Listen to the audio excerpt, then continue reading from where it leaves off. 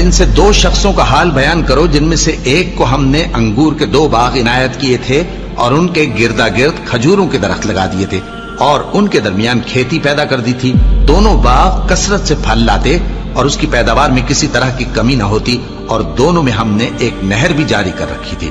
اور اس طرح اس شخص کو ان کی پیداوار ملتی رہتی تھی. تو ایک دن جبکہ وہ اپنے دوست سے باتیں کر رہا تھا کہنے لگا کہ میں تم سے مال و دولت میں بھی زیادہ ہوں اور جتھے اور جماعت کے لحاظ سے بھی زیادہ عزت والا ہوں، اور ایسی شیخیوں سے اپنے حق میں ظلم کرتا ہوا اپنے باغ میں داخل ہوا. کہنے لگا کہ میں نہیں خیال کرتا کہ یہ باغ کبھی تباہ ہو اور نہ خیال کرتا ہوں کہ قیامت برپا ہو، اور اگر میں اپنے پروردگار کی طرف لوٹایا بھی جاؤں تو وہاں ضرور اس سے اچھی جگہ پاؤں گا. تو اس کا دوست جو اس سے گفتگو کر رہا تھا کہنے لگا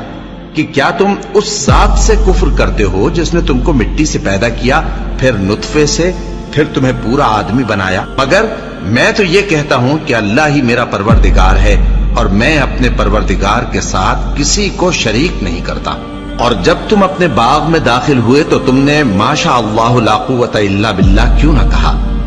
اگر تم مجھے مال و اولاد میں اپنے سے کمتر دیکھتے ہو تو عجب نہیں کہ میرا پروردگار مجھے تمہارے باغ سے بہتر عطا فرمائے اور تمہارے اس باغ پر آسمان سے آفت بھیج دے تو وہ صاف میدان ہو جائے، یا اس باغ کی نہر کا پانی گہرائی میں اتر جائے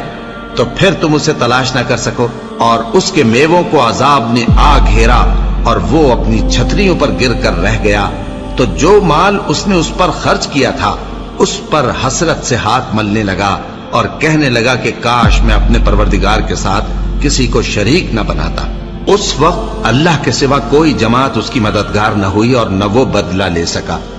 یہاں سے ثابت ہوا کہ حکومت سب اللہ کی ہے، جو معبود برحق ہے